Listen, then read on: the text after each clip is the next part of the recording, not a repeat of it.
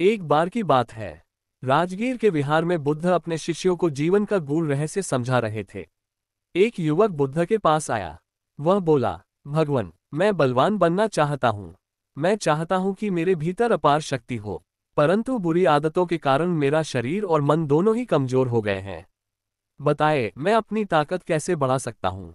बुद्ध मुस्कुराए। उन्होंने उस युवक की आंखों में देखा और एक कहानी सुनाने लगे। बुद्ध ने कहा, बहुत समय पहले एक विशाल पर्वत पर एक चील रहती थी। उसके घोंसले में उसका छोटा बच्चा भी था। एक दिन वह चील अपने बच्चे को लेकर बहुत ऊंचाई पर गई और अचानक उसे नीचे छोड़ दिया। वह बच्चा घबराकर गिरने लगा। उसने अपने पंख हिलाने की कोशिश की, बार बार प्रयास किया, लेकिन हर बार असफल रहा।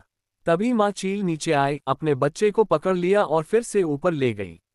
कुछ देर बाद उसने फिर वही किया, बच्चे को ऊंचाई से गिरा दिया। ये क्रम कई बार दोहराया। आखिरकार बच्चा समझ गया कि यदि उसे बचना है तो अपने पंखों को फैलाना ही होगा।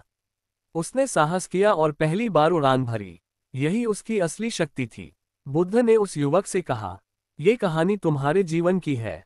तुम्हारा शरीर और मन उसी चील के बच्चे की तरह हैं।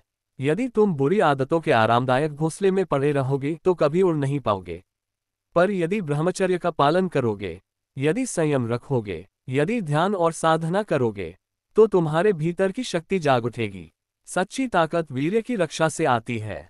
सच्ची शक्ति संयम, ध्यान और सत्कर्मों से मिलती है। जो युवक खुद पर विजय पा लेता है, वह संसार पर भी विजय पा लेता है। बुद्ध ने अंत में कहा, युवक, समय चाहे कितना भी बुरा क्यों न हो, अगर तुम संयमित रहोगे, ब्रह्मचर्य का पालन करोगे, योग, ध्यान और अच्छे आचरण को अपनाओगे, तो तुम्हारे भीतर अपार शक्ति उत्पन्न होगी। यही शक्ति तुम्हें महान बनाएगी। युवक ने ये सुनकर बुद्ध के चरणों में प्रणाम किया और प्रण लिया कि वह अब अपनी जवानी को बर्बाद नहीं करेगा, बल्कि उसे साधना और संयम से महान बनाएगा।